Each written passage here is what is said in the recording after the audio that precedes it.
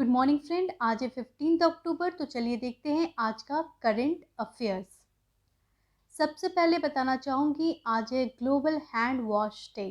जी हाँ, तो हाथों को धोते रहें।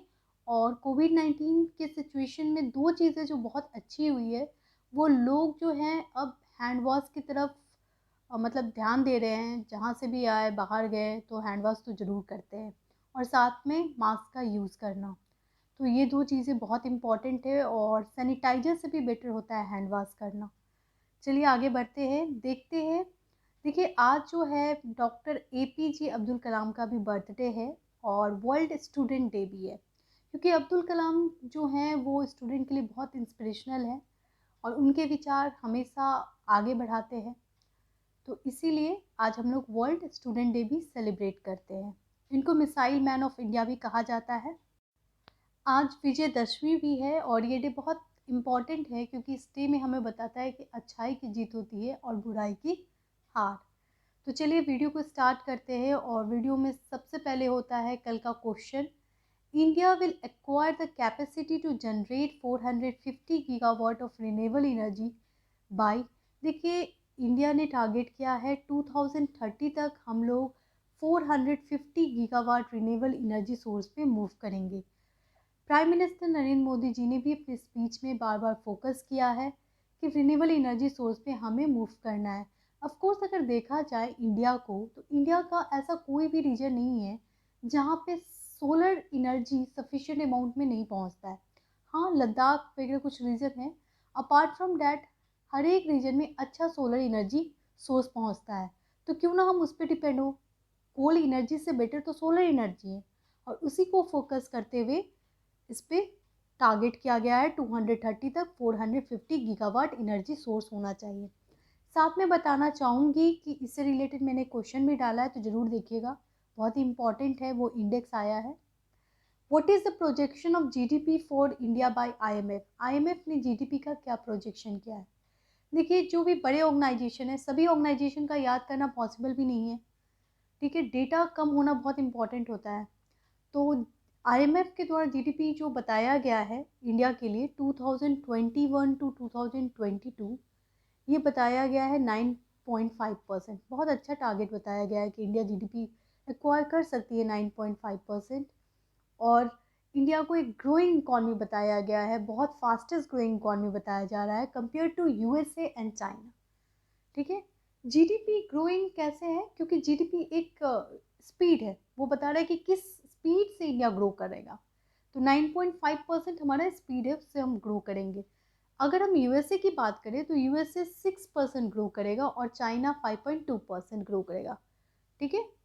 तो वो कंट्री डेवलप्ड रहेंगे क्योंकि उनकी तो ऑलरेडी इकॉनमी बहुत अच्छी है, लेकिन उनका ग्रोथ रेट बस इतना है। इंडिया का 9.5 बताया गया है आईएमएफ के द्वारा, international monetary fund. Question number 2 पे आएंगे, what is the ranking of India in 58th renewable energy country attractiveness index release by ई&वाई।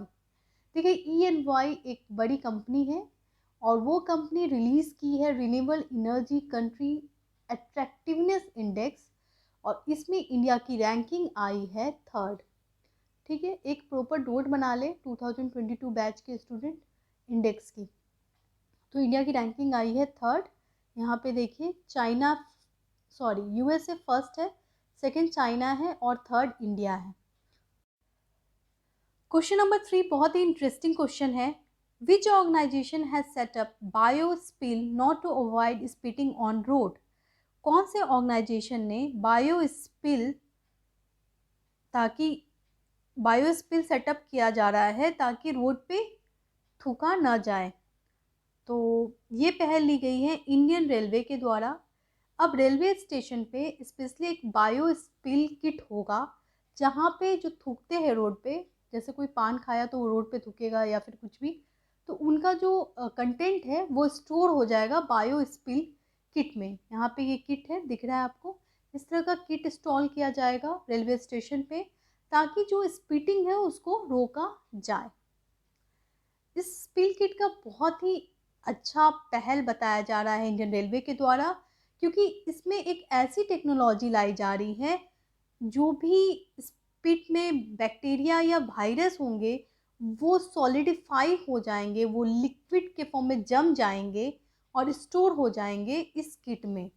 और ये जो किट है ये स्पेशली एक बैग होगा जिसको बायो बैग भी कह सकते हैं, और बायो बैग भी होगा और साथ में बॉक्स भी होंगे, स्टॉल होंगे। ये जो बायो बैग होगा उसमें अगर आप स्पिट करते हो तो ये आराम से रिसाइकेबल है, क्योंकि ये बायो बैग है, तो इन्वायरमेंट को बचाया जा सकता है। साथ में ये जो स्पिटिंग होती है इसमें बीमारियां भी होती है, क्योंकि इसमें वायरस वगैरह भी होते हैं, उनसे भी कंट्रोल किया जा सकता है। तो ये एक इम्पॉर्टेंट स्टेप है इंडियन रेलवे द्वारा।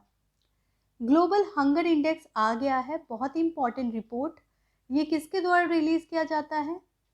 तो ग्लोबल हंगर इंडेक्स जो है वो रिलीज किया जाता है, जल्दी से बताएं, BNC concern world wide wealth hunger help के द्वारा।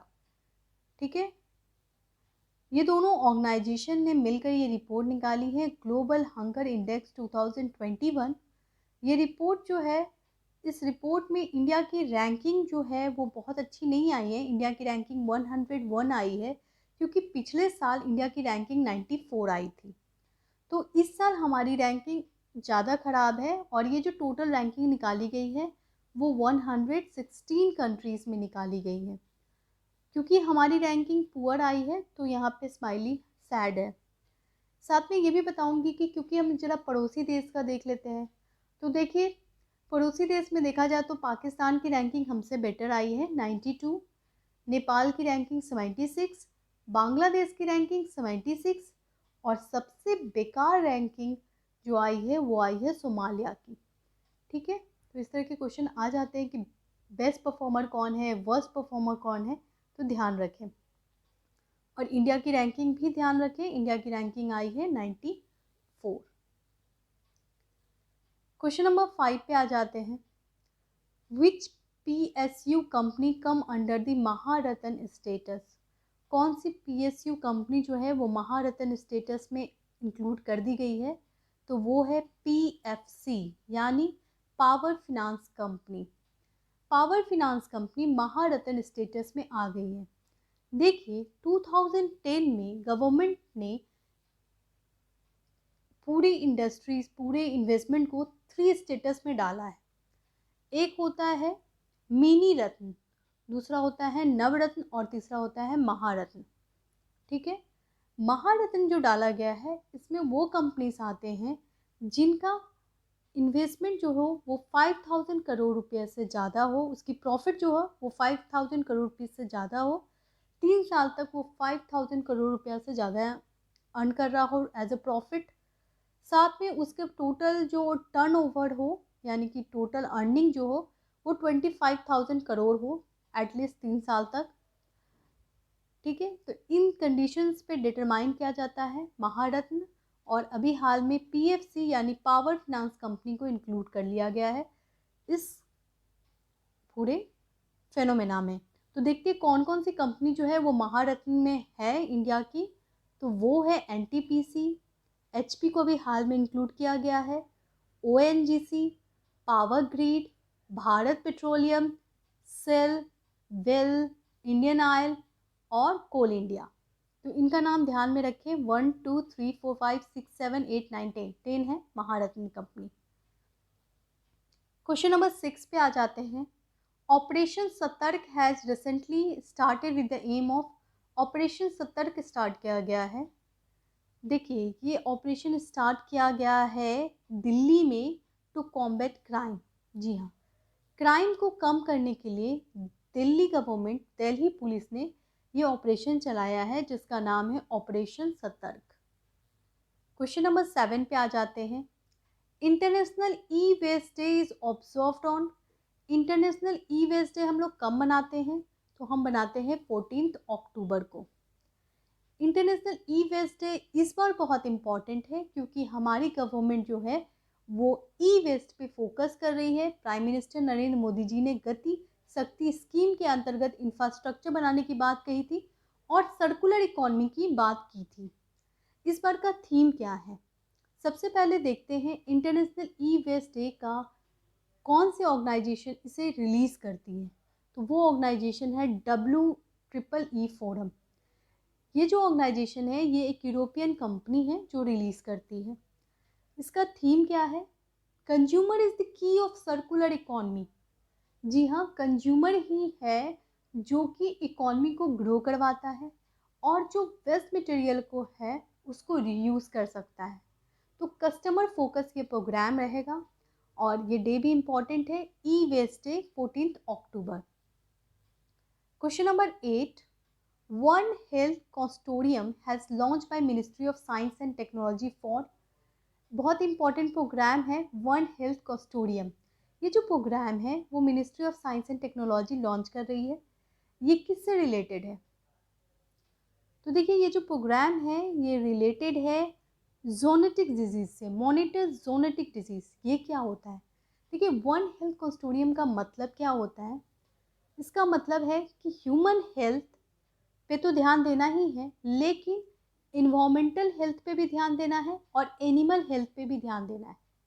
इन तीनों को जब हम ध्यान देंगे तो वन हेल्थ बनेगा और उसको कहते हैं वन हेल्थ स्कीम, जिसमें इन्वायरमेंट, एनिमल एंड ह्यूमन तीनों ही आ जाएंगे। इन्वायरमेंट में जोनेटिक डिजीज़ होती हैं। ये क्या है? ये एक ऐसी डिजीज़ है जो कि जानवरों को खाने से ह्यूमन में आ जाता है या जानवर द्वारा ह्यूमन में ट्रांसमिट होता है, जैसे कि कोविड-19, उसके अलावा जीका वायरस। ऐसी बहुत सारी डिजीज़ेज़ हैं जो कि ऐसी स्थिति में ले आई है कि हमारा लाइफ बिल्कुल ख़त्म हो सकता है, ह्यूमैनिटी पे आ चुकी है ये चीज़ें। तो इसीलिए इस पे फोकस किया जा रहा है वन हेल्थ कंसोर्टियम प्रोग्राम पे। नेशनल इंफ्रास्ट्रक्चर मास्टर प्लान अभी हाल में लॉन्च किया गया है। किसके द्वारा? Who has launch the national infrastructure master plan? Please answer the question, and if you like the video, please like, share and subscribe the channel. Thank you.